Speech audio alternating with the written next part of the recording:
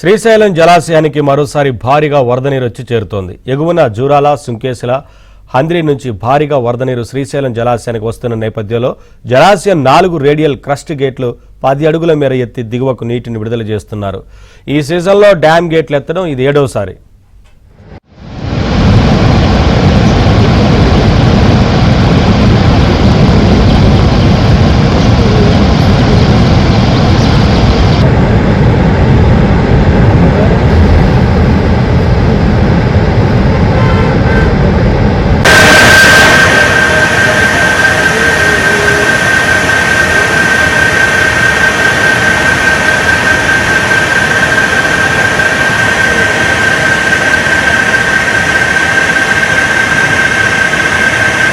శ్రీశైలం జలాశయానికి వస్తున్న నేపథ్యంలో జలాశయం 4 రేడియల్ క్రస్ట్ గేట్లు 10 అడుగుల మేర ఎత్తి దిగువకు నీటిని విడుదల చేస్తున్నారు.